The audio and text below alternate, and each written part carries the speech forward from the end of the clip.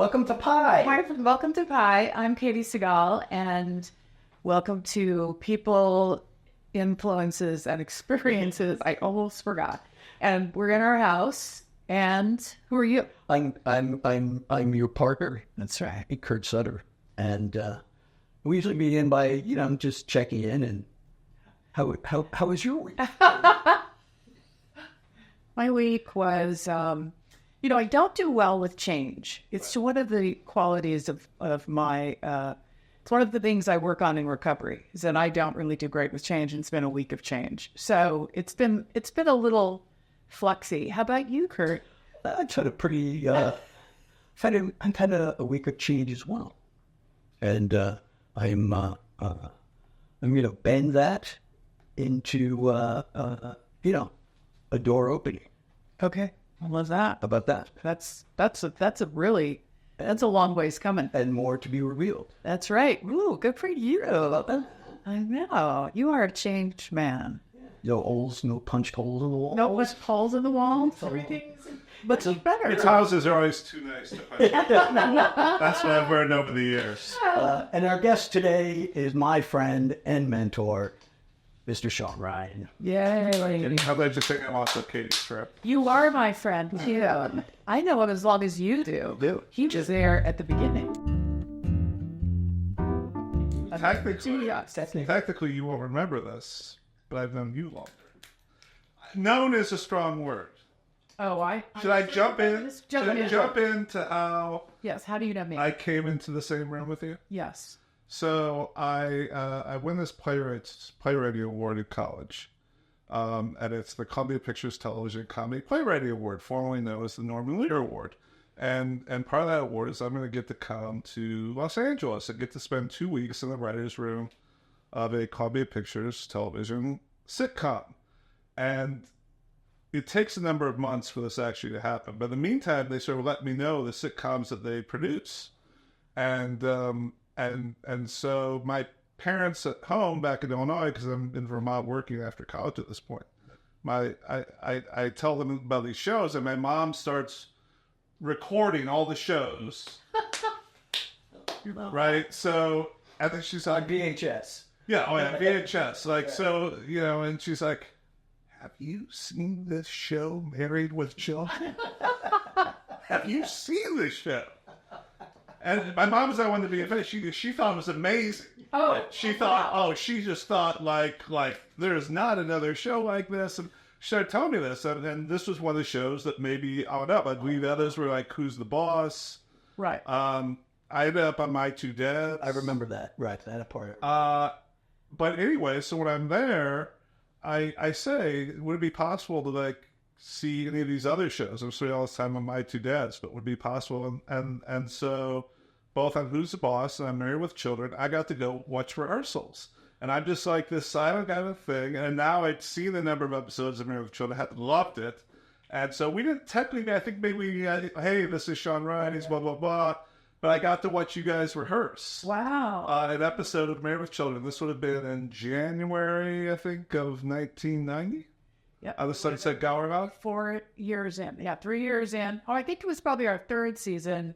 We didn't know we were successful yet because nobody could find Fox. So It was kind of like...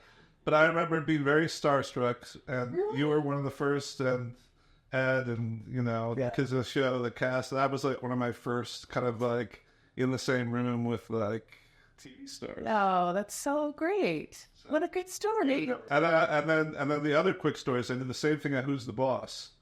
And they're at first they're like, listen, Tony doesn't like anybody he doesn't know around this. So what, just stand in the back, like behind everything and just observe. I'm like, okay. And so I'm watching, and 5 minutes into it, and he's saying the line, this is just rehearsal, there's no audience or anything. And he's like, and he stops in the middle of the line and goes, who's that guy? Oh. And I'm looking around, 23 years old, and I'm just... And then they're like, they say you won this play. And I thought, that's so cool. You want to play Radio War? But then he turned out to be very nice to me. For a second, they were like... For a second, I was like, oh my God, I'm told I could be here. Tony's going to take me down. Wow. That's so. And look where that all. I mean, it's amazing. Yeah. Yes, I did a little bit of a failed sitcom writer career before I turned into a drama writer, but Let's talk about, first of all, this is what we like to do here. We talk about work, but we don't talk a lot about work. So I guess I know some, but where are you from?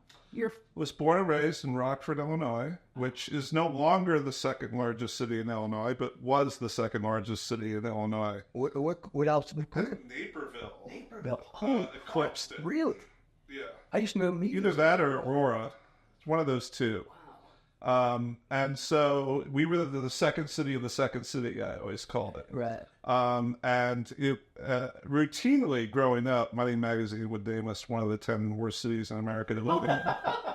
Because we had big city problems, but not big city fun stuff to do. Right. So it's about 150,000 people, about 250,000 people, including the suburbs.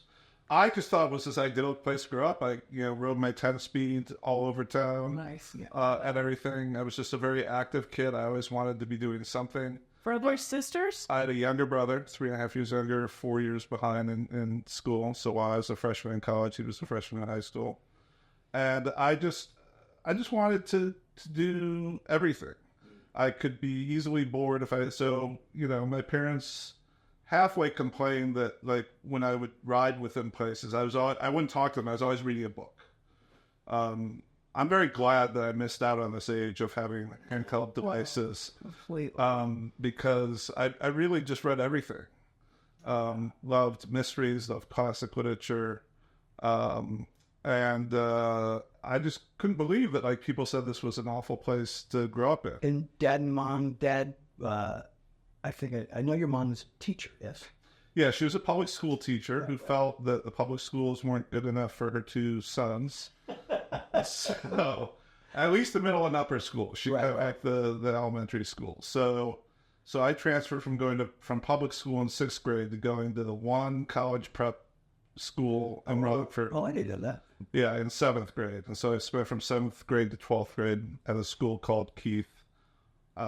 We always said Keith. You'd be embarrassed because the full name's Keith Country Day School. Which sounded so pretentious. Sound like a preschool. It really just said, so we just said, I go to Keith. Yeah. Keith Country Day School. Was it co-ed? Oh, yeah. Okay. Yeah, but really tiny. So I think the smallest class I was ever in was one of 8. Oh, I think my sophomore year, there were 13 kids in my graduating class, 3 of whom were foreign exchange students, just there for that year. One of them became a very dear friend of mine from Denmark, and I ultimately ended up traveling and spending some time with him and his family in Aalborg, Denmark. But the great part of that was you did everything. So, like, sports were my first love. Which ones? I was a pretty good athlete. I was very good at soccer and hockey. I also played tennis. I played on the basketball team in high school. And then ultimately soccer became the primary thing, and I ended up being recruited for soccer in college. Wow. But when you go to a school like that, you end up doing either everything or nothing. Right. And so while doing this, I would also act in school plays. Oh, and acting. So I got a lot of experience acting, and had this great English teacher junior year. Think about what high schools back then. I was reading Tom Stoppard plays. Wow. For my junior year in high school class. So I got exposed to a lot of that, had done a lot of theater, had acted. Actually, when I was 14, there was one professional theater in town, New American Theater, and I was cast as the kid Billy in On Golden Pond.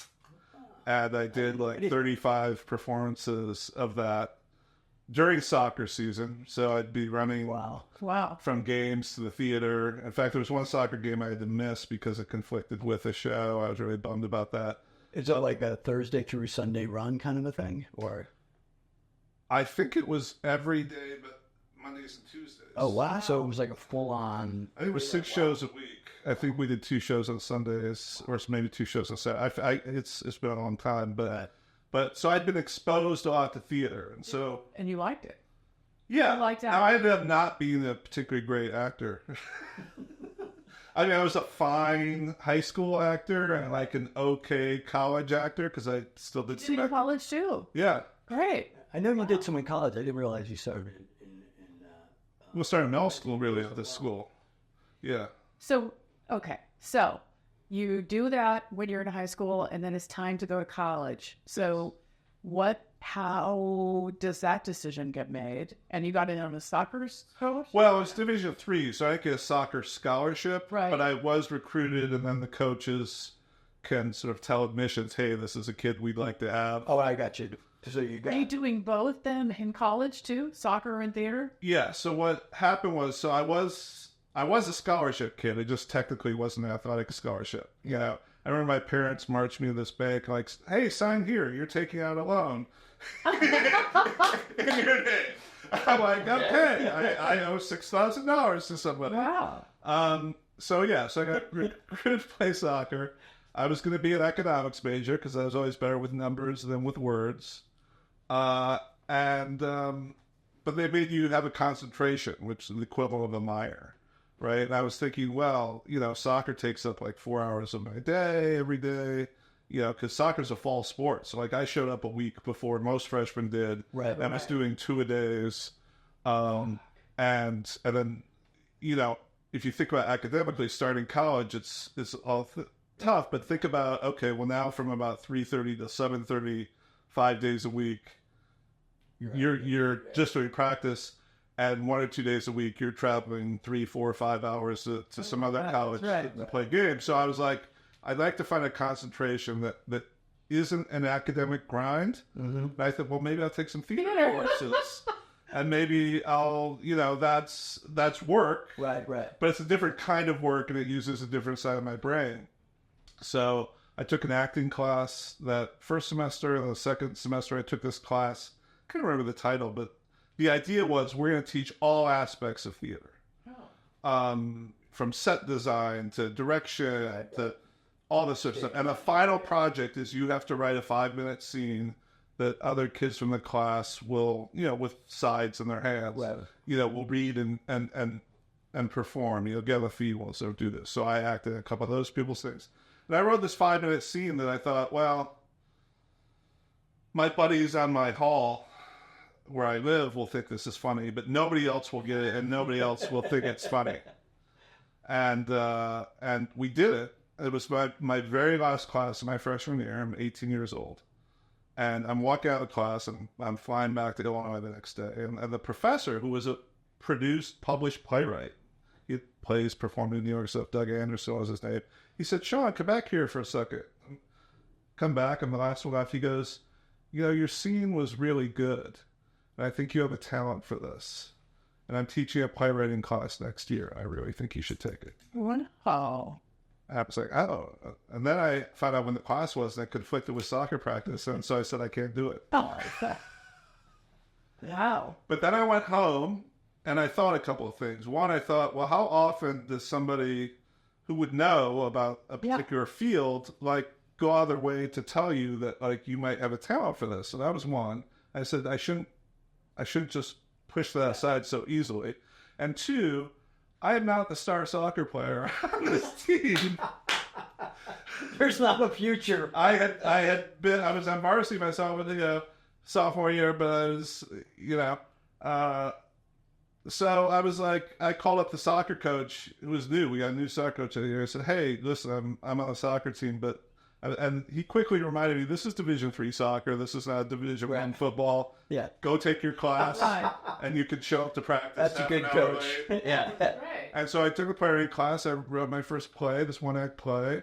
The professor picked 5 of those plays from that class to produce the following semester. And for the first time, I got to see words I was writing being performed in front of an audience. Were they funny? Was it comedy?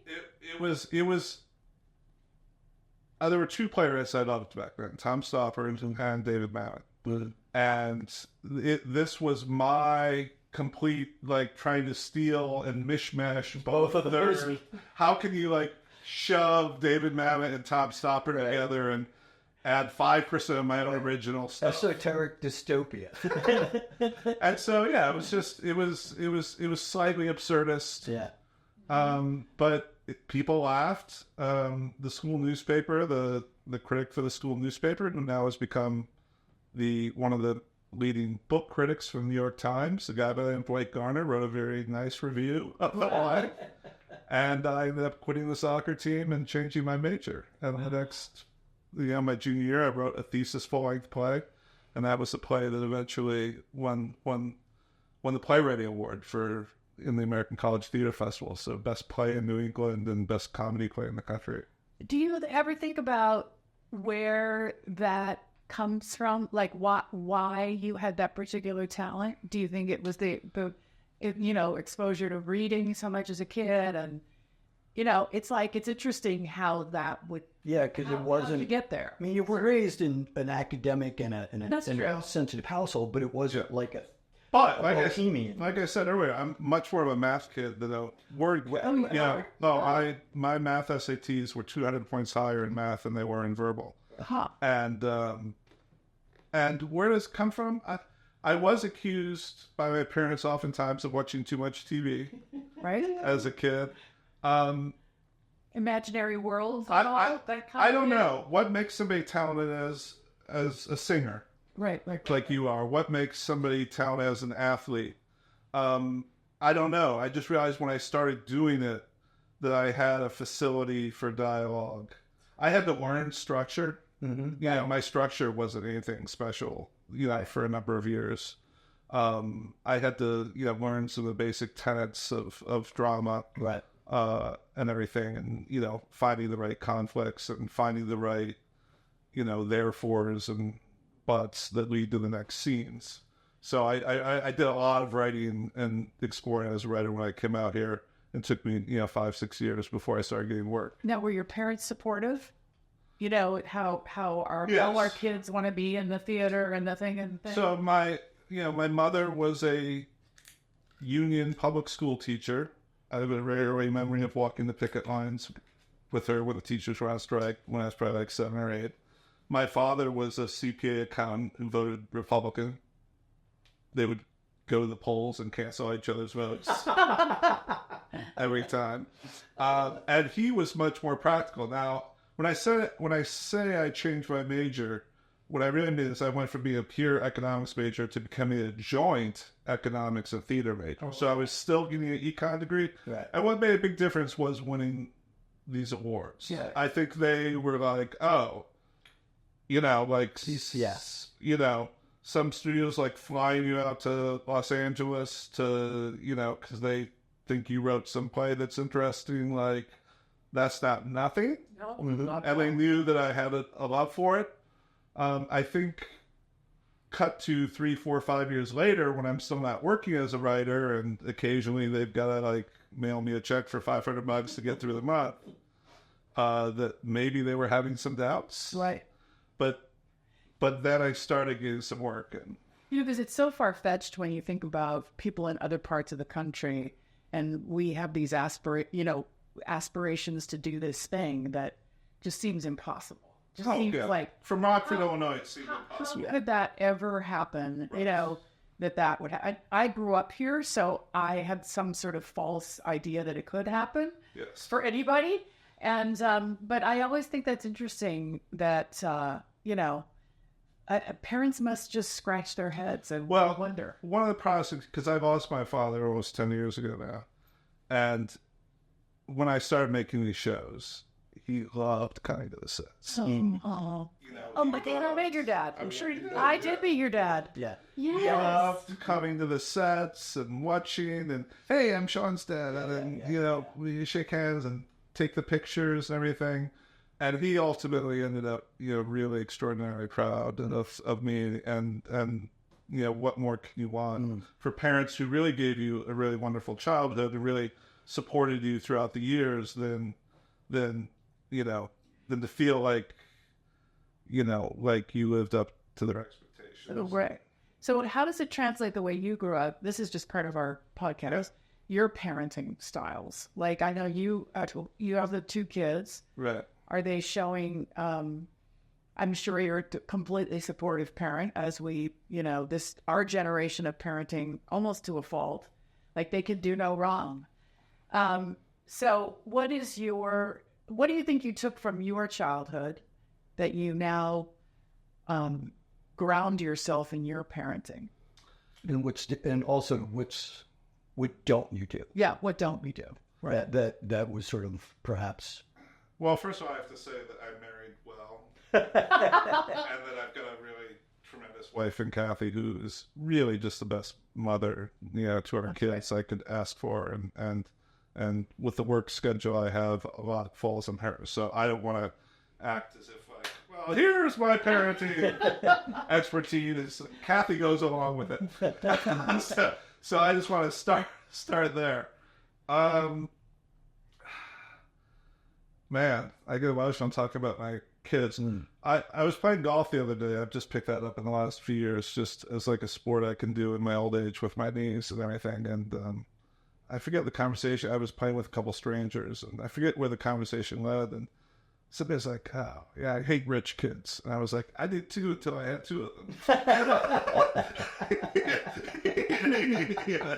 I really resented the rich kids growing up. Yeah, I was a scholarship kid in my private high school. Right. I had to my school day would end and a lot of kids would leave, and I would have to go down the commons and put the chairs up on the tables to get ready for the cleaning people and do things. And I had to work 15 to 20 hours a week in college at the cafeteria and other places, and I'd see these kids that had nice cars and So I would say that one of the main things I've done is just tried to, from the very beginning, educate my kids that we're very fortunate, and you're going to be around a lot of other kids who are very fortunate, and that's not the real world. That's not the world that most people experience, and it doesn't matter if you have no money or if your family has a lot of money. It's really the quality of person that you are, and I don't want you judging anyone, based on what they did or who their parents are.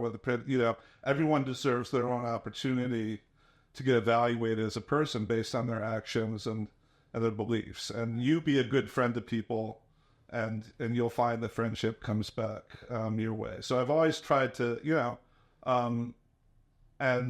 just don't give your kids everything that they want.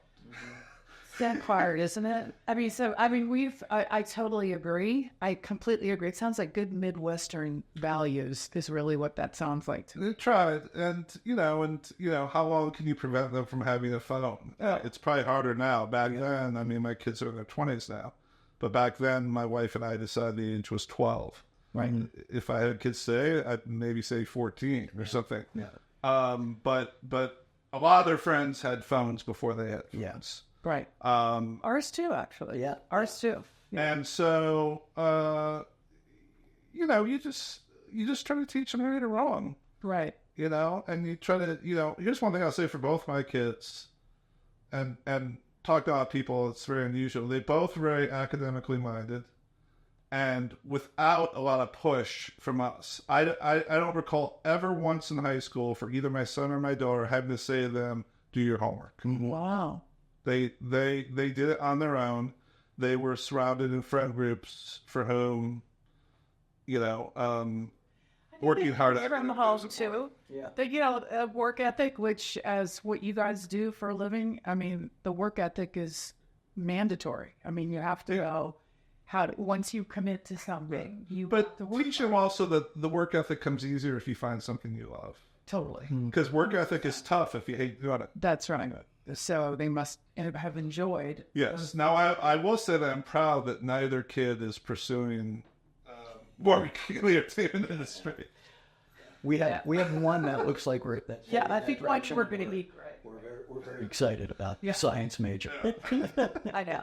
Well, my thought about our older kids is just, we would have been the first ones to say, "Don't do this. You don't have it." In so many words. But they're both really talented, and my they both seem to be doing well. But it's a tough business, and there's going to be ups and downs, and getting up to and downs. It's rough.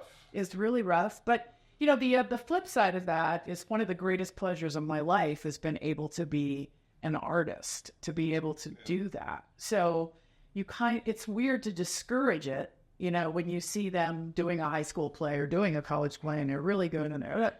It's hard to discourage it. But they also see that, you know, they see the angst that happens to you every time a job ends. That's it'll never work again. Right. And, you know, you know, I see it even in Jackson. There's a fire underneath that doesn't, it's not about, oh, I've made it, right? Like, he's like, all right, how do I, you know, so he's writing, like, there's just a sense of him having the awareness that this ain't easy, and this could all go away tomorrow. Not in a fatalist kind of way, but in a way where you go, all right, that's I've got to be at my best. Yeah. I eventually came to that conclusion after being out in Los Angeles for 4 or 5 years. Like, I'm writing all these scripts. And so, what was that like? What part of town did you live in, Shawn? I know. I lived on Beechwood Drive in Hollywood because I was spending that time in the Sunset Gallery. And there was a woman that worked as an assistant in the office who was very nice to me and friendly and giving me advice. Because I knew one person in Los Angeles when I came here, Jay Carnes. Was the one person I knew who played Dutch on the Shield. He, because the other part they weren't on was to go to the Shenandoah Playwrights Retreat and to workshop a play that I'd written, and he ended up playing the lead in that. He was there because he was part of the Shawn Ryan, you know, acting award thing for college, and we met when I was dressed in nothing but a towel. I came out of the shower in this like dorm that we all stayed in. And they had all read the scripts before. He's like, oh, you wrote that one script. I'm like, standing there like, I was like, it's pretty good, you know. And then he had that play the lead. So here's one person I knew in this town. But my writing when I was young was clever, but it wasn't deep. And it didn't ascend, I would say. Were you trying to sell things? Well, sure. I was trying to get any kind of work. I was trying to get staff, trying to sell, you know, pilot scripts I was writing. And it was hard because I'd won this comedy award. I assumed I was supposed to be a comedy writer. And I think I know now that I was never intended to be a comedy writer. I just wasn't like good enough with the hard jokes. Like I could have been a comedy showrunner. Right? If I had, you know, funny in spots, but if I had a couple people working for me that had the hard jokes, they knew where to put, like, it could have been that. You can't become a comedy showrunner if you're not, like, first a comedy staff writer and you're making people laugh. So I got a lot of compliments for my script, but I think that, you know, you've obviously done some world-class sitcoms, and the people that run them, when they're hiring the young people, I think they just want them to be flat out the funniest fucking people that they've ever met. And that wasn't me. I was humorous occasionally. Right. You know, I would say that your humor comes mostly from character and relationship. Yeah. You're like, The Shield there's some dark, really fun shit in that. Yeah, and it was all, but it was never jokes. It was never jokes. Never a generic joke that could work across any show. But it was also, it's you know, it came out of character, it came out of circumstance. It wasn't like, you know, set up and punchline, you know. And I believe that probably was your strength as a comedy writer, that didn't plug into the standard "give me 5 jokes a page" kind of thing. Back in the 1990s when sitcom was a really strong form, and so I was on this dual track career pretty early on. I'm writing these comedy scripts, trying to get sitcom work, and then I'm starting to write these drama scripts. And so it was almost like literally 2 different pursuits. Ultimately, I got staffed on my first show at drama based off a sitcom. Which was? Larry Sanders Show. Oh, you were on the Larry Sanders No, I was on the Larry Sanders. I wrote a spec Larry Sanders script. I gotcha. That the Nash Bridges folks read and liked, because that show had some comedy along with the action and everything. Right. And there was a darkness to that script. I won't go into the details of it, but there were a lot of people that were offended by that script. Way to go. Yeah, well, it was a very valuable lesson to me. Because my manager was like, Shawn, I've never got a reaction like this. Like 70% of the people that read this go, this is very special and I want to meet him. And then 30% yell at me for like, how could you send a script like this out into the world? And I was like, that's where you want to be like with the 70% that like, holy shit, I'm not used to reading this. Exactly. Even if 30% of the people are. Right. I prefer 10% liking it and 90% being. Yeah, Kurt's taken those numbers and twisted them a little bit in his career. But yeah. So ultimately, I'll get to the lesson I learned because I wasn't a deep, great writer. I just had to become a better writer, and I'm now like almost 5 years into this experiment to come to town, and I'm working like tutoring kids in math to like survive. And I'm living on like 10 grand a year, back in the 1990s. So let's call it 20 grand a year now in Los Angeles. It's rough. Like I don't have money to really go do anything. I'm like living on substance survival. Like that was cute when I was 23. It's less cute now that I'm like 27. Like if I ever have any hopes of like to take a girl out on a date and like maybe get married someday and have kids. Like, this has got to turn around in some way. So I went to my manager and said, will you give me a script from a different writer of yours that you represent, where that script is giving them job offers and work? Because I want to read and see, like, what that script has that apparently mine don't. And he gave me an X-Files script that Tim Rainier had written. I ultimately ended up working with Tim on a few shows. And I read it. I realized where it was better than mine, and I was like, okay, next scripts I write to be up to that standard.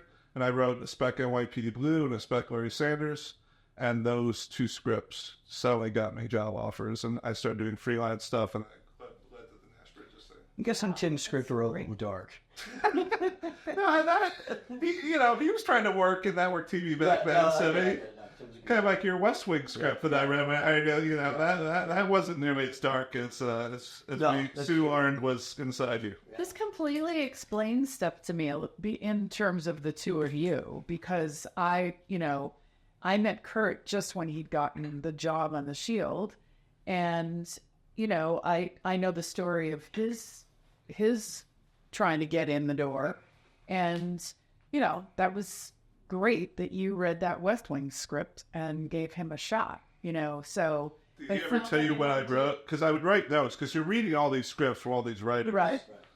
And you can forget, like, what? So I would write these notes at the end of each script about what I thought. After I heard Kurt look back, and I had written, really great script, but does he have enough edge for this show? But what I learned, but that's where meetings are important, because when he came into the meeting and sort of talked about his life experience, his time of recovery, various things, I was like, oh, this guy has a real different life experience than me, and that would be really valuable to have on our show. And on a technical level, from what I've read, he's a really great writer. Well, he always talks about your what a great mentor you were for him. And I was fortunate to have really good mentors. Well, I love that. I think that's how we just pay it forward. It's not even, you don't even call yourself a mentor. It's just, we learn by, Kurt does that now too, where he's, he gathers people, and, they always say, oh, the room is like going to school. It's like and I know Kurt got that from you, which No, and I always say this, it's like, I didn't know I was being mentored. I knew I was being tolerated. Barely. And I'm very aware that, and I talk about this a lot. I was so naive about how that all worked. And it's so played in it was so beneficial that I didn't know the ins and outs of how TV really worked in terms of a room and blah, blah, blah.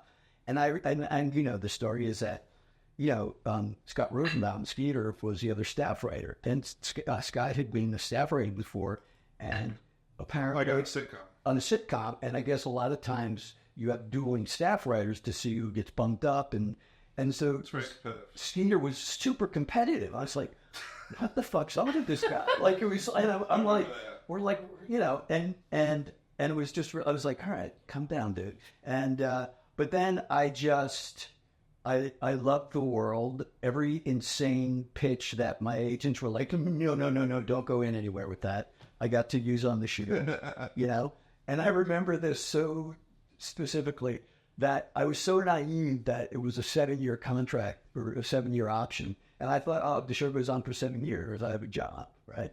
And then you called me in your office at the end of that first season and said, hey, I'm picking up your option for next year. I was like, oh, cool, thanks.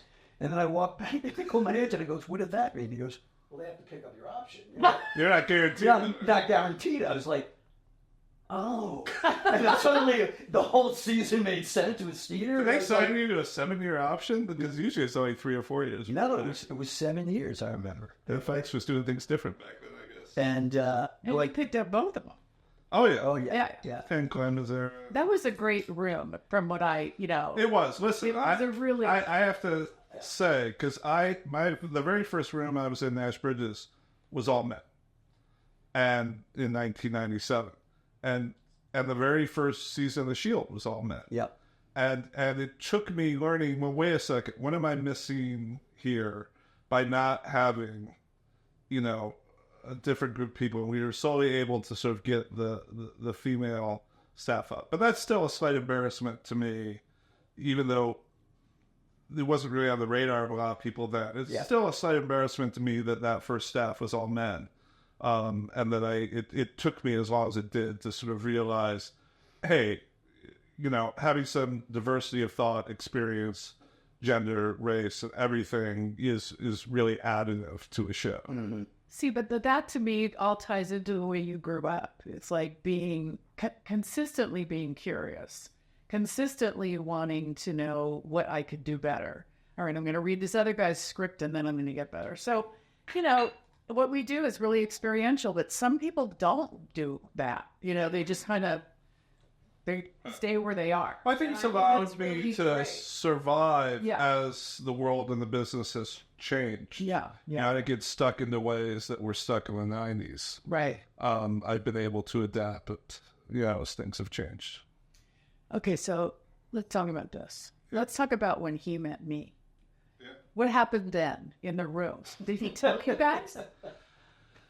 I don't have a visiting. huge memory other than at some point, was it like end of season 1, beginning of season 2? Would that have been when it was? It was October of 2000. Yeah, it was the end of season 1. We started, yeah. I just remember him hinting that he was seeing somebody, but not saying anything about it. And and listen, one of the things about writers' rooms is that there tend not to be many secrets. Yes, that's what no. Writers' rooms are gossipy, and they just want to because when you don't have ideas for the show, you just sort of talk about your lives and things, and then suddenly maybe an idea pops up for something. And so I just heard that he was seeing somebody, and I feel like I didn't push too hard. No. And then at some point, I feel like it wasn't even me asking, but maybe somebody else was. I think it was Mazar. Somebody was asking, and it's like, well, wait a bit. Wait a bit. Yeah, maybe you hinted that she's well known or something. I forget what it was. Yeah. And that was like Katie Seagal. And I'm like, oh my God, that's amazing. That's amazing. I remember coming there for the first time. Oh, yeah, that's right. Meeting you. Right. Because you wouldn't bring me there for that. I wouldn't bring you there. That was second. I think that was the second season. Yeah. Almost, because we didn't start dating, seriously, till that November, I think. Right. And the room would have been wrapped by then, I think. Or we wouldn't start season out. Yeah. But I just remember, that's amazing. And then I remember getting to meet you. And one of the things I'm always grateful is you introduced me to John Ritter. I did? Yes, you were doing A Simple Rules. Right. And you had a dinner party. Oh, that's right. At your house. That's right. And John sat next to me, and that was just oh my God. I know, right? Right, because Three's Company I would have been 12 or 13 when that show came out, and by the way, that, just the opening sequence, the beaches, which is the opposite of Rockford, Illinois, and then I remember sitting next to John, and all he wanted to do was talk to me. Yeah. And Let's find out about show and show much on this and that. I would try to ask him some questions, and he would answer very nicely. But then he would find a way to like make it like you were the most interesting person that he had ever met. I just found him so incredibly kind. incredibly kind. He would call me, not every week, but I would say at least for half the episodes, would leave a message or call me to download how great the episode was. Yeah, Yeah. he was sweet. And he did have that quality. It's interesting. And he's really actually a very private guy. And like most funny people come to me, they're more private. So that skill of really being curious about somebody else is also, I think, a way for him to not have to expose himself quite so much. You know, he always used to tell a story about he did a press interview and they wrote some shitty stuff about him in some tabloid or whatever. So from then on, whenever he would do a press interview, they'd put down their recorder and he'd put down his. And he was just, wanting to keep things straight. Mm-hmm. But I'm glad he, got that experience. I always tell this story. We're at the upfronts. I think it was the first season or something for Eight Simple Rules, and we're all out in the courtyard in Capriani's. I think there was the restaurant, and there was a whole press thing he had to go through. And John just looked around. And he goes, "You guys have a nice night." And he literally hopped the fucking fence Over the wall. I was like, The ABC must have been thrilled with that. I was like, oh my God, the motherfucker just jumped a fence to avoid the press. Yeah. And probably called a cab. And I'm sure Amy was probably on the other side of the Amy, wall. it was probably waiting for her. But I was just like he literally fucking hopped the fence. Yeah, he was not that. Yeah, it was like, oh my God, that's fantastic. Yeah, but when I met you, it made sense. I know. To me. It do make sense. Yeah, but it made sense. And All right, let's talk about marriage. So why did you choose Kathy? What was that choice about? she has the best heart that I know and have met. We had a different kind of thing in that I met her because she was dating a friend of mine.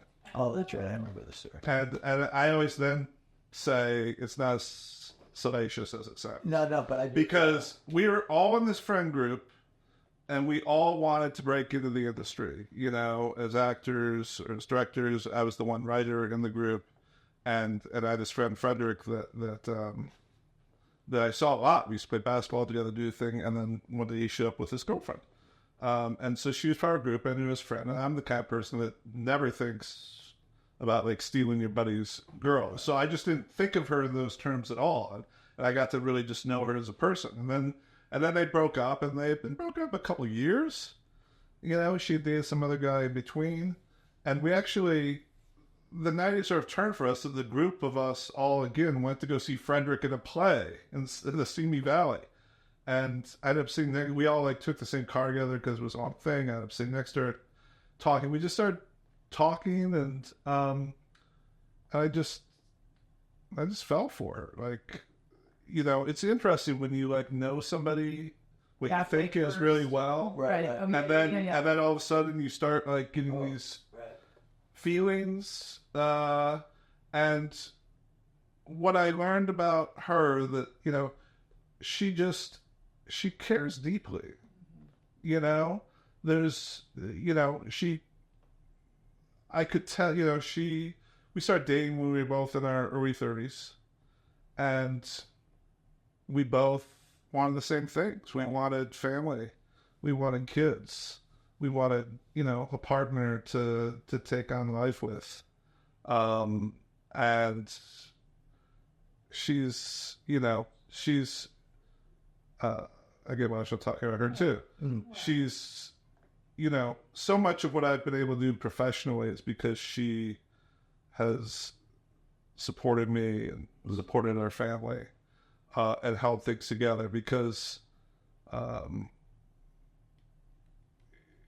if there was somebody else there and they weren't as good a parent and everything, I could have lived with devoting the stuff that I do to work. Yeah. Having said that, I feel like I was a good father. I always set these rules of, you know, when I didn't know what I was doing on the Shield, I don't know if everybody's had this rule that I'm not going to, like, miss dinner 3 nights in a row. Right. I'll miss dinner 2 nights in a row with my kids, but I won't miss a 3rd night in a row. Now I don't miss any, although the kids are gone. But I've found a way to, like, do my job and, like, be home by 7. It's a hard job to balance, boy. It really is. Show running job. It helped that she was on the show. It gave us something in common. It helped that my friends Jay Carnes and Dave Snell were on the show. They were my 2 best friends, and Dave and Kathy especially, you know, did these little nothing roles at the beginning of the show that turned into something.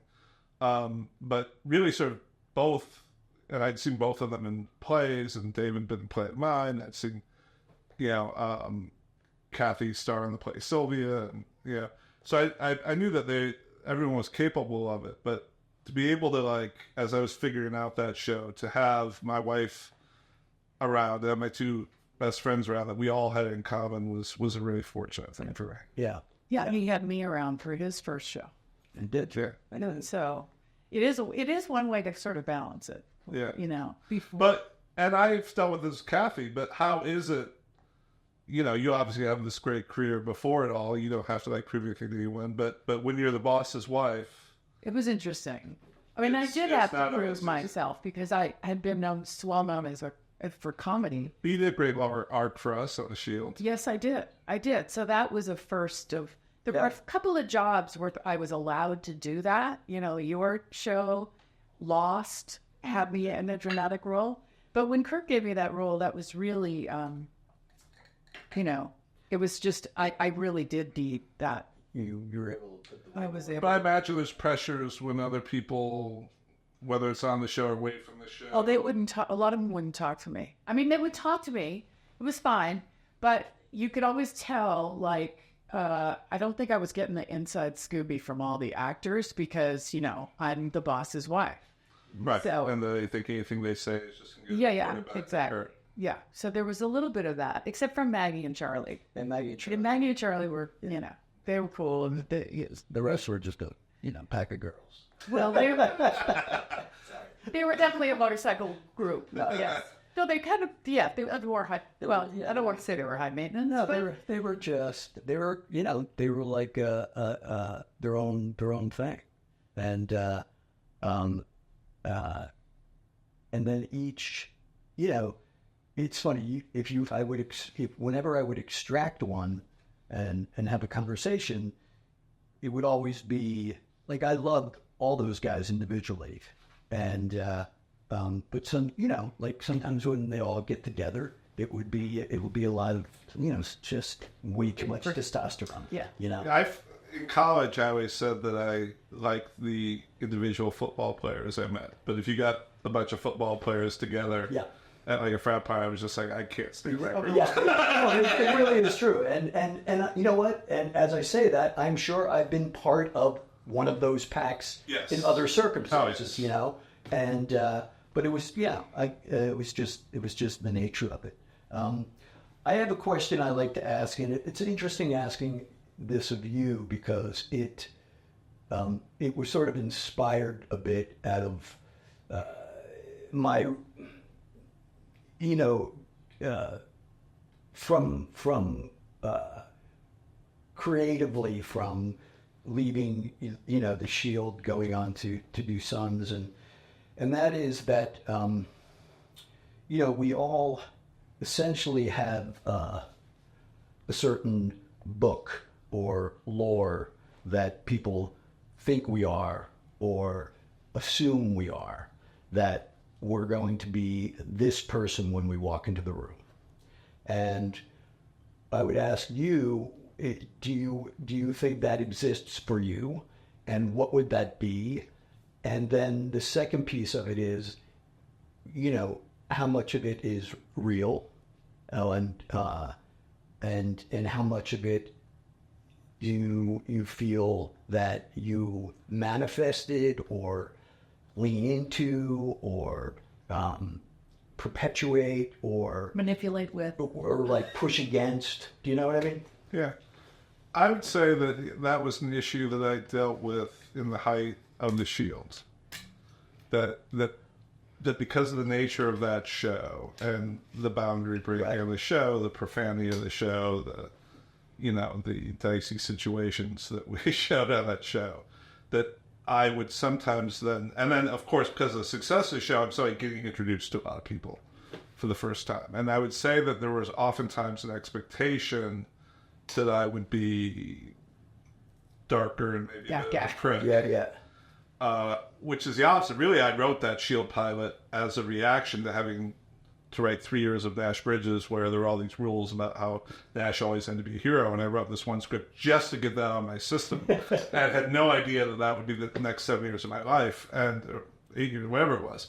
And I always felt like the material was darker than my natural instincts are. So I would say early on, so once a Shield sort of happens, I worked hard to it's funny because I have mentioned Tom Stoppard and David Mamet as writers I really admired and looked up to, and then I ultimately worked with David for 4 years on the unit. Having said that, I have tried to take my career, perhaps stupidly, in a different direction than David Mamet and Tom Stoppard, in that I didn't want my writing and the projects I did to be so recognizable. I worried that ultimately that might put me in a bit of a trap if I wasn't careful. So I would say that I had that issue. There was this expectations. But then to make shows like Terriers and Timeless, and SWAT, I'm Night Agent, I'm trying hard not to let people pin me down. Right. Yeah, right. I think you're succeeding. On anything. Yeah.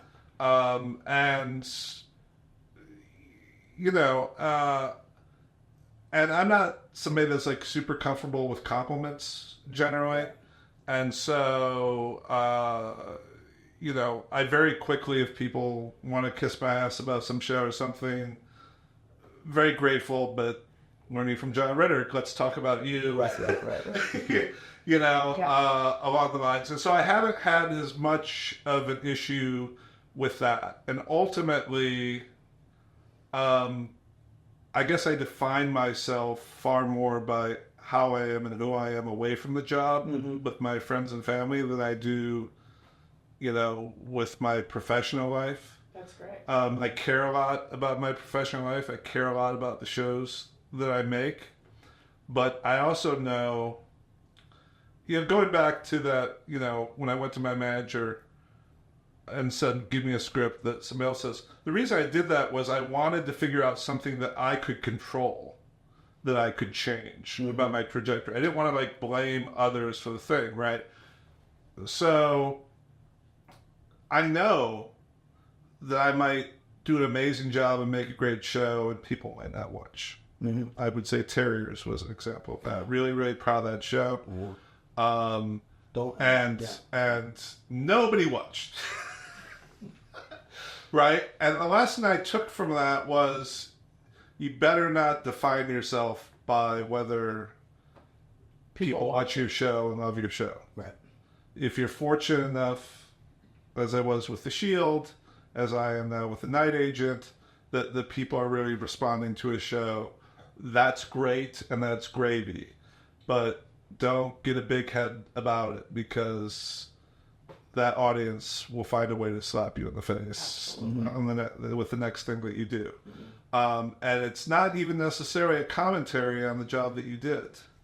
No, I find that I find that lesson just easier and easier the older I get. It's that, my job is not I'm not defined by my work. I am defined by the person I am and how I am to other people, and how I carry myself in the world. But I remember being young. I mean, it's so different than when you're young, because, you're struggling and everything is about your work. And if you get rejected, I just remember feeling like, I'm horrible all the way around. Yeah. Well, it's hard. Taking it back to John Ritter again, I'm pretty sure this is right, and someone will fact check me on this, and I hope that's right. I have a memory that John Ritter died the same day that Charles Bronson died. You are absolutely right.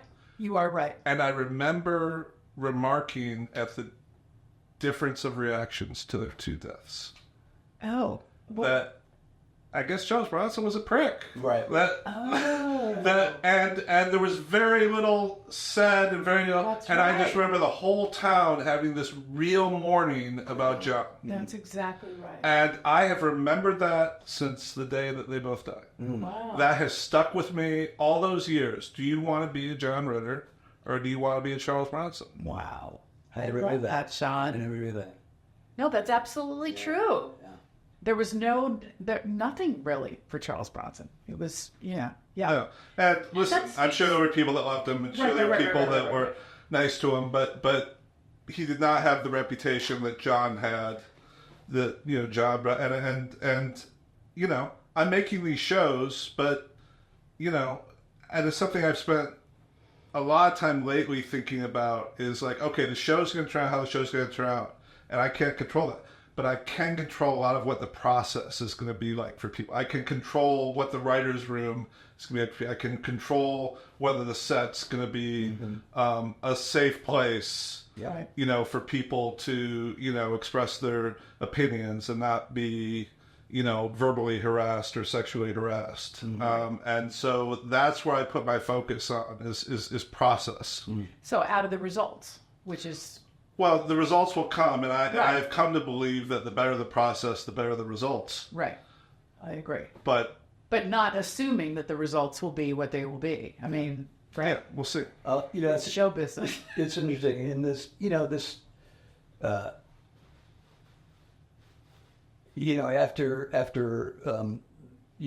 the snafu at Fox, and which I absolutely manifested and knew it was coming. But I've been doing things differently, and I and some of it is recovery stuff, but some of it really is your influences. I appreciate it. I'm emotional. So true. That like my job, even in the writer's room, is I had such a great time in this writer's room because it was 4 women and 3 men, right? And it's a show about matriarchs, but it was like I haven't laughed that much in so long, and I forgot about that, the power of that, and just that ultimately, and not that you had the intention of doing that, or not that you went in with this sense of this is my service to you, this is my I'm here to mentor or to not that was your intention, but that was the result of how you ran a room. About I'd always describe you as the most fair man in Hollywood, and trying to implement some of that, and be and realize that it's not really like my job here is not about the second somebody says, hey, we love this script, we want to do it. From that moment, it leaves my desk. It is I because of the influence of working with you, I am so aware that it is no longer my project. It has to be our project, and I have to give people ownership. And and that's what you really did. You allowed me to be fucking proprietary over, and own what I did and find my voice. And that's what I try to do. I try to let people, steer them in terms of story, but and I always say, there's no bad pitches, and again, that's what it's supposed to be like, and then taking that energy onto a set and allowing, and making sure, I'm awful remembering names, so everybody becomes buddy and pal and darling. But it's just that, everybody wants to know that they're appreciated. Everyone wants to know. I don't care if you're, a second or a best. Like everybody needs to know that they're needed, and what they do is valued. Especially craft service. We have to have that. But a lot of that for me circles back to mirroring who you are and your approach, and it took me 12 years to get there, where you sort of walk in the room with it, but a lot of it is as a result of that. So I appreciate that. I use a lot of sports metaphors in my life because I'm a big sports fan, and there was a coach, I think it was Jimmy Johnson, Cowboys, right? Yeah. And then the Dolphins, and in college he won a national championship with Miami. But he always would talk about, because he's a coach, and he's got Troy Aikman as his quarterback, but then there's 53 guys on the roster, right? You always say that I treat everyone fairly, but that doesn't mean I treat them equally. And I appreciate all the kind words that you just said. I would say there was also a selfish angle, like you brought amazing stuff to that show. The show would not have been as good without you as it was with you. And I would say that I did not always treat you equally as the other writers, but I think I treated everyone fairly, and that there were things that you were struggling with, and things, and it was just inside you, and I just, I wanted to help you bring them out. Right. And I knew that if you did, you would feel creatively satisfied, and the show would be better for it. Listen, my first two showrunner bosses, were Carlton Cuse from Lost, and John Worth, who ran the room on that show. And they did everything to me that you're talking about, me doing for you. And so this isn't something I invented. This is something,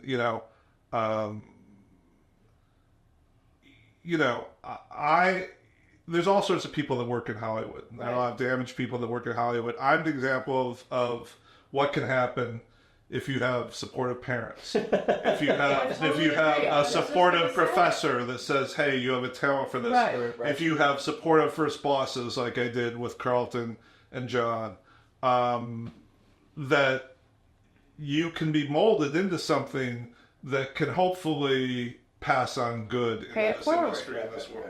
I think it's the exception. I do not think it's the rule that people are like you in that way, that they have the concept of paying it forward.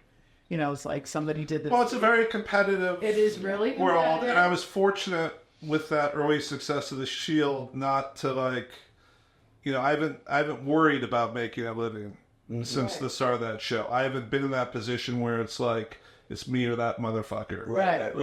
I gotta put him down. Right. So I don't want to act as if the circumstances were different. I would still act in this way. I'm fortunate to be in the position I've been in, and I have the luxury of being able to take the time to be a mentor. That's the main thing to me that kind of came out of the writer's strike, was the disappointment, what they were trying to do about cutting back writers and not having writers on set and all this BS that is really not supportive of the creative process at all. I mean, the buck stops there if you're not teaching people. Well, I've tried, listen, I've, a little bit of influence behind the scenes. I've been on the negotiating committees for the Writers Guild, but, and I have shows that are important, at CBS and Netflix. And I've been trying to work behind the scenes well before that strike to say, you are not looking at this properly. Right. And I've been in a position where I've been able to insist that all my writers do go to set to produce their episodes. And then when it turns out well, I tell the people at Netflix and CBS, there's a reason why this went as well as it did. It's because when there's a problem, there's a writer there that has met everyone on the crew and, who's then alerting me to it and it gets taken care of. Right. And actors feel like they're in better hands and they're able to ask questions beforehand and even on the day.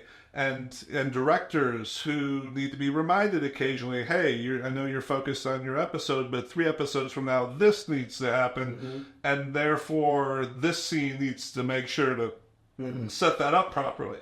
I just think it's insanity to treat these TV shows like a movie.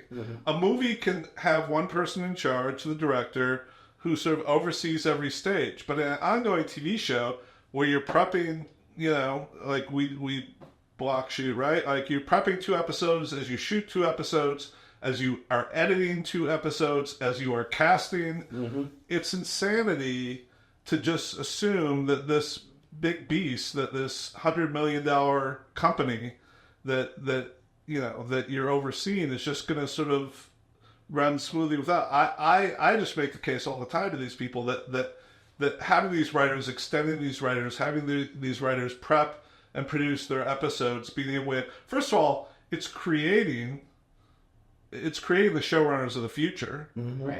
Right? Would you have been able to do on Sons of Anarchy you did if you weren't just all hands in on the Shield? Absolutely.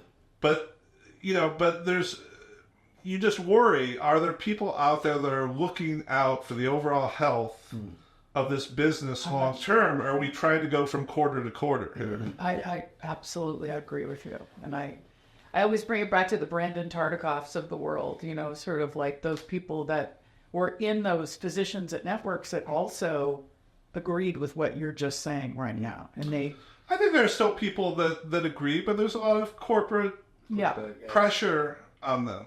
Right. It's very fashionable to insult the execs, but I've actually been very fortunate to deal with a lot of really smart, passionate execs who really do want the best for the show. But there's forces.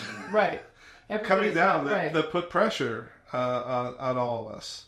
So I hope between the strike, I'm hoping that my shows are say example for, hey, if you're interested in the drama being on screen and not being off screen, if you're interested in the show coming in on budget, if you're interested in things going smoothly and then people enjoying the show, hey, maybe this is a model over here that works, and maybe you should be doing less of this other model where you're putting a showrunner on an island and expecting that they can sort of do what a movie director does, but across 8 to 10 hours rather than a 2-hour movie. Yeah. Daunting. Yeah. Let's eat pie. Yeah, I think it's time for our pie segment.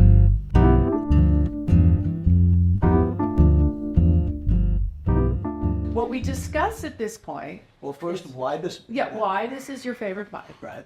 Is there a history? I think I associate it with Thanksgiving. I think we used to have cherry pies when I was young with Thanksgiving. I obviously love the flavor. I'm a fruit flavor sort of guy. Could never get into pumpkin pie. Kathy, my wife, loves pumpkin pie. Is it the consistency of it? Yeah, it's just not. I don't like creamy pies. I like, apple pie and cherry pie.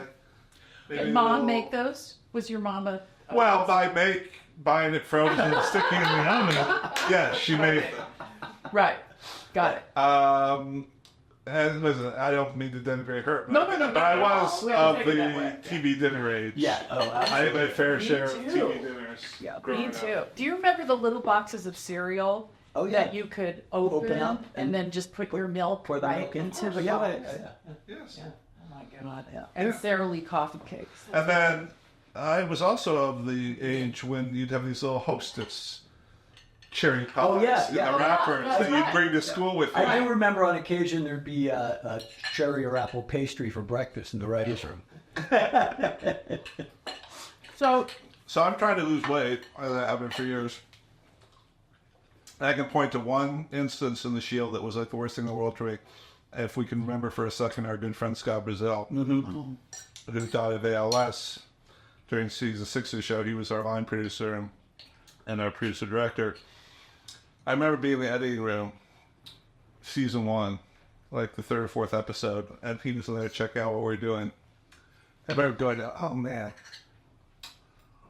I'd really kill for some ice cream right now. He said, well, let's send an assistant out to get us some ice cream. I'm like, I can do that. I'm like, that's a thing that can be done? Like, I can just get, like, an ice cream sundae brought. Yeah. Hey, come on, get this assistant. And then, like, half an hour later, I've got, like, and, you know, it was amazing at the time, but not good for my long-term health. Oh, that's so funny. That's a I didn't even consider for a second that, like, hey, you can have your whims addressed So when you've got a show in the air. This is also part of our. This is where we, if you have anything to plug, anything that you want to, I don't know, tell people to watch or support. Are you or still charity. filming? Are you in the middle of They filming? just or wrapped. You just wrapped? No, we wrapped in June, season 2 of The Night Agent. That's right. We are filming SWAT, although I was the showrunner on SWAT for the first 5 years and then handed off the reins to Andy Deppman. And he's been running it, and we're filming season 8 of that show. The surprise season. We're hitting, yeah. Really? We're going to hit 150 episodes. Oh my God, you guys are right next to. I've been working on the Connors, and you guys are right next to it. We are? In South Korea? Because we're South Korea. Oh, Are you thinking of SEAL Team? You always get mixed up. thinking of SEAL Team. People always mix up SEAL Team and SWAT. I'm sorry. The one that's got David Boreanaz. Yeah, is that Radford? The Radford one? Radford one. Yeah, SEAL Team's there. They just wrapped. Sorry. No, it was by us. SS. It was by us when we did mine. Yeah. Oh wow. We would. I'd get texts from him saying, "Hey, I can't get to my office because you got the fucking roadblock." We motorcycles. Wow. So yeah, I'm wrapping up completely The Night Agent season 2. Which did amazing, by the way. you. I loved it. Yeah. People loved it, and Here's what I found out about the Night Agent, which Tara Flynn, who was my agent, I love Tara. my executive, who I adore. is our executive, and she's fantastic. The smartest executive, one of the smartest I've worked with. She said, when the success of the first season happened, you're like, hey, would you be considered doing a second season? And your response was, I'd consider it if it was in New York, so I can see my kids. And they're like, oh, we can make That's that. partly true, and I don't want this to become a Vancouver hating podcast, but there were some issues in Vancouver. Cheating Vancouver for DC, Maryland, Virginia led to a couple things this season 1 that I just didn't think were ideal. I would say that Vancouver crews are interesting. They're very talented, but they're not always the most loyal crews. Just, hey, I got offered 50 cents an hour more on this other show, so I'm leaving today. Right. Figure out a way to replace me by lunch. Yeah. Like, things like that would sort of happen. And it's your cinematographer. Yes. It's hard. There's so much filming there that a lot of neighborhoods, downtown is just so expensive to film in. A lot of neighborhoods are just overall the filming. I live on a street in Los Angeles that people love to film. And I get how when you're on your 6th or 7th production coming to your street in 2 months, it gets tiresome. And I wanted to place the show where we could film it. So partly, yes, I wanted to be in New York where my daughter's there, but there was a real creative reason. I wanted to do season 2 overseas. Now they picked up our writer's room before season 1 premiered.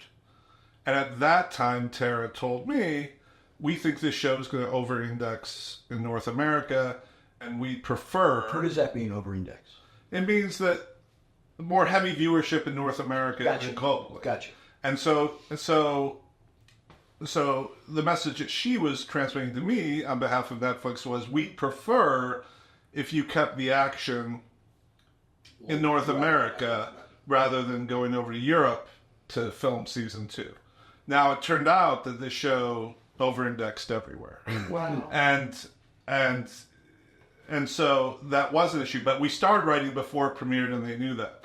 So I spent a lot of time thinking, well, if Netflix doesn't want me to go out in the world, how can I bring the world to my show? And so we came up with this idea of doing a whole storyline that's not entirely, but partially built around the United Nations there in New York. And so we have a storyline that I'm extraordinarily proud of that, and the degree of difficulty here was very difficult. We have a whole storyline that takes place entirely in Farsi amongst the people who work at the Iranian embassy to the United Nations. Wow. And so once I was like, I want this to take place in New York, I won't out the show I watched, but there was a show that I watched that was sort of in our universe that filmed, because they were saying, oh, well, you could film Toronto for New York. Mm.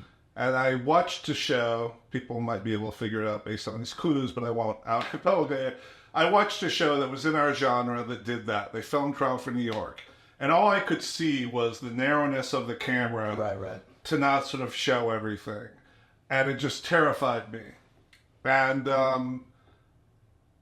there were some pressure points involving the strike, meaning that they wanted the show to come back as quickly as possible, but I wasn't doing any work during the strike. And I had my SWAT line producer who, before the strike, I had talked to about doing the show, and he's from New York. And essentially, by agreeing to be in New York, they were able to start the prep early without me. Right. Without my input, but with this line producer. Oh, I didn't know that. That's interesting. And we were able to get started really quick. So the strike ends in October, and we're filming in the beginning of February. I'm sorry, no, we're filming in January. Yeah, right. We actually filmed in Thailand. We filmed some stuff from the first episode. The first 13 minutes of season 2 takes place in Bangkok. Wow. So we were able to get going real quick because they let us go to New York. If they hadn't, I was going to have to interview for a new line producer. Right. We have to do our stuff. So while it may be slightly accurate that there was a personal reason for why to film in New York, there was very much a creative. And what I will say, in terms of pitching people for season 2, is I think season 2 is better than season 1, and part of the reason is that we are in the environment that we're saying we're in. No, you can't. I insisted. We don't have like the fake driving scenes that I was forced to suck on in season 1. Like the people are really moving through this environment. There's no limitations to the camera. We're all over New York City. It's pretty tremendous. How exciting! Yeah, it is. It's the first show I filmed in New York. That's exciting. And I think we show off the city in a pretty spectacular way. And it's a difficult show in that. So our last block of 2 episodes that we filmed. How many episodes? 10. It's been 10 each season. And usually we get like 8.5 days per episode. We were able to save some money and we got more days for the final block. So we had 22 days to film the last 2 episodes. But we are on our stages only 2 of 22 days. Wow. We were on location in New York the other 20. I always wonder, like such a crowded city, I'm always like amazed, like when I watch Law and Order or something, I think, how do they do that? I mean, I guess you just close shit down. Well, for instance, I'll give you one example. So, there's not room for a bunch of trailers. No, there's not. So these what streets, do you do? Right? So it was really interesting. Gabriel Bassett, who's our star, he had worked a lot as a kid. He's one of the kids in Super 8, the J.J. Abrams movie. And then he got out of acting for a while, and then he got back in. He played J.D. Vance in Hillbilly Elegy for Ron Howard. Wow.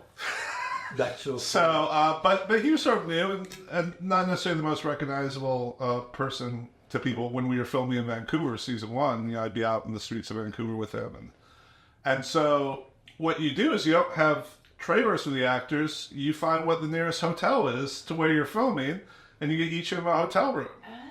And you do hair makeup. And so the point I'm making about Gabriel is that, and we're walking the 3 blocks to set from his hotel, and then just seeing all the people who now recognize him because of season 1 of the show. That's interesting. Oh my God, I love your show!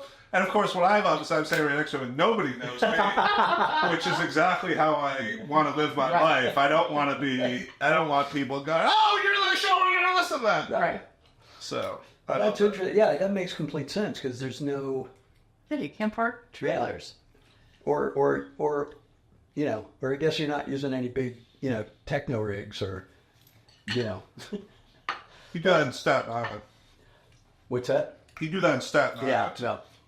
So you're filming in, our stages were in Brooklyn.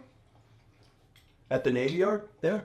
Or That was a Netflix new complex. that's right, the new one. Yeah. Yeah, that's pretty great. That's what I hear. I was like, these are the nicest stages and offices I've ever filmed on.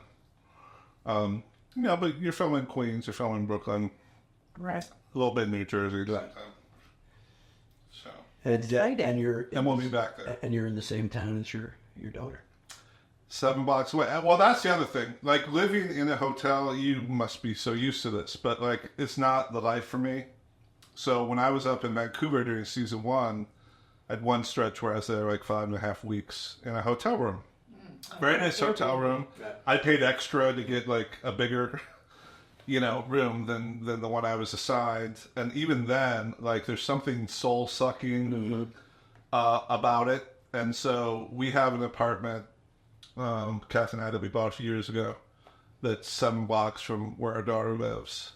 And it's just far enough away for her to feel like she's got that she's got her privacy and everything, but it's an easy 10-minute walk I love that. to get over there, and it really helped me like get through the season. So I was there again for like 5.5, 6 weeks, like nonstop, dead of winter. Right. But to be able to like have dinner with my daughter on a Saturday night, Right. before having to like turn around, 5 a.m. on Monday. Go someplace that is essentially a home. Right. Too. Yes. You know what I mean? No, Even though yes. Well, it is. They own it. you know what I mean? It's just